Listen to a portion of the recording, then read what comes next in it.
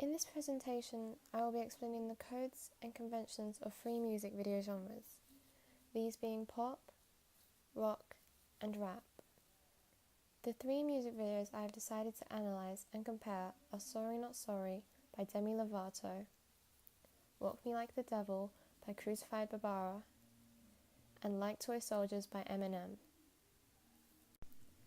Starting off with the pop song, Sorry Not Sorry, this is simply just supposed to be about a girl, this being Demi Lovato, throwing her very first party and making a video out of it, which is what all the music video is supposed to be. Now I'm out here looking like revenge, feeling like a 10, the best I ever been, and yeah, I know how bad it must hurt. A party is very stereotypical of the pop genre, as when you think of a pop music video, you would think of something fun and amusing. Straight away, we can see an expensive car and Demi Lovato in bright and semi-revealing clothing. Gets worse, not payback, cause a bad bitch, and baby, I'm the baddest, you fucking with a savage, can't have this. So, there are props such as pink inflatable flamingo. Overall, a lot of random objects just to make the setting seem more crazy, which makes it look much more enjoyable to the eye. A lot of pop videos will be over the top, and this exaggeration is to already build up hype to the song as it is there for the audience to enjoy. Baby, I'm sorry. Kissy, kissy, boo boo. Got me feeling so good. Showing you up like I know that I would. Baby, I'm sorry. Going in summer. Don't tell your mother. Further into the music video, there is a lot of bright, colourful, and neon lights. There being a lot of blues, pinks, purples, and oranges when we come to the scenes of Demi and the others in the background in a pool filled with bubbles. This is what you would most typically see in a pop MV because bright colours to the eye make it more fun and you would assume it's going to be upbeat. She is also wearing a lot of makeup that stands out and is used to make her look more attractive. Plus, she is wearing a revealing swimsuit as she is being used for sex appeal. Not payback, cause a bad bitch, and baby, I'm the baddest, you fucking with a savage, can't have this, can't have this. And it'd be nice of me to take it easy on ya, but nah, baby, I'm sorry. Baby, I'm sorry.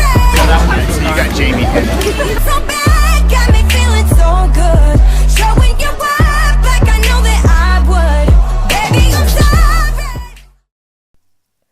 When it comes down to the editing, sometimes some of the clips will be slowed down.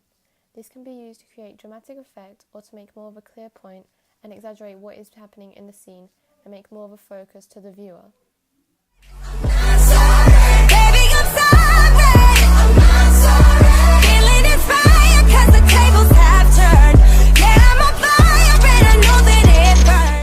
This carries on to having a lot of colourful lights and dancing. Dancing is another typical aspect of pop. A lot of pop music videos will show people dancing. An example of this can be K-pop.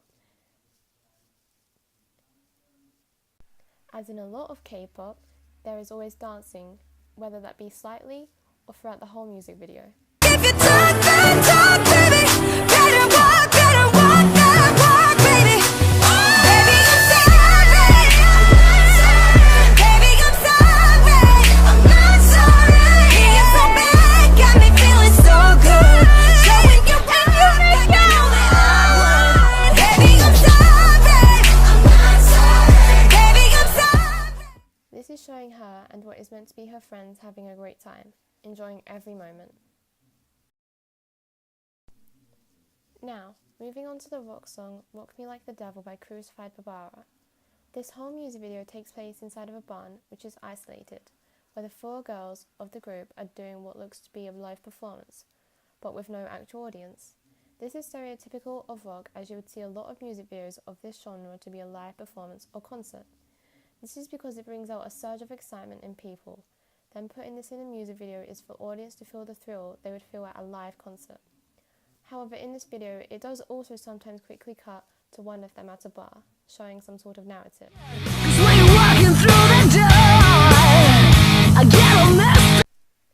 The clothing, as you can see, they are wearing mostly red and black leather. These are dark and typical colours you would see. One of the artists has a tattoo, making them seem more edgy. In addition to this, they are wearing black eyeliner, another typical thing of rock artists, whether they be male or female. For the lighting of this rock music, there is a high key lighting which is used to create a spotlight to add emphasis to the band and make them stand out inside of the dark barn. The girls of this group are often using facial expressions that are typical to see for the genre rock, e.g. angry, to greatly show the feeling of the song and or show how into their performance they are, especially because rock is a very loud genre. When you're walking through the door, I get all messed up, I lose it. And every time you touch me, I chill it to the bone. As a part of the game that you can't play alone. Rock me like the devil, if you can. As for the cinematography, they usually do close-ups, extreme close-ups, and wide shots. A close-up shot is when the camera will get a shot very near to the person or object, so it is very clear to the audience's eye and cannot be missed. This is shown a lot where the camera gets very close to the main singer's face, while an extreme close-up is the same as a close-up shot but the camera gets even closer. A wide shot typically shows the whole object or person, which will be intended to be placed to its surroundings.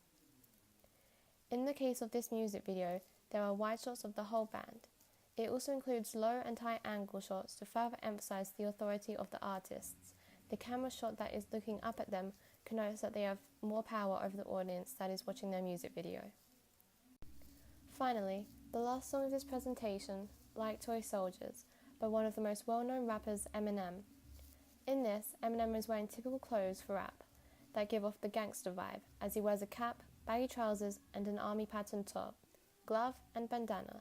These are all things you would associate someone to wear in a rap music video. The whole world on my shoulders, I ain't never supposed to show it. My crew ain't supposed to know it. Even if it means going toe to toe with the Benzino, it don't matter. I never drag them in battles that I can handle unless I absolutely have to. I'm supposed to set it. The location shown is somewhere that appears to be run down inside an isolated building.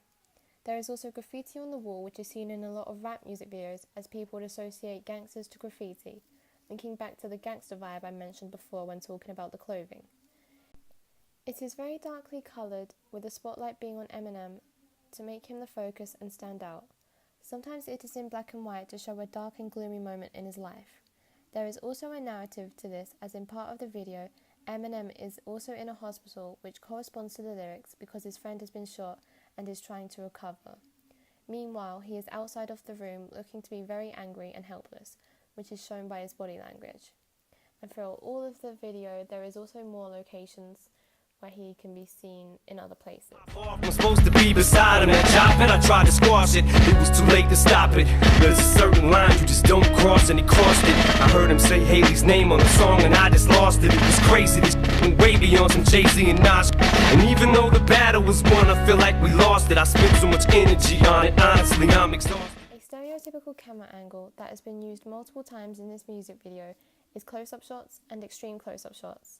These are sections of direct contact with the camera, as Eminem is spending time looking straight into the camera, almost as if he wants to talk or have a conversation with the audience. In conclusion, it is clear as to all the different styles, techniques and conventions the directors and producers use for all the different genres of music videos to make it effective to the style of song.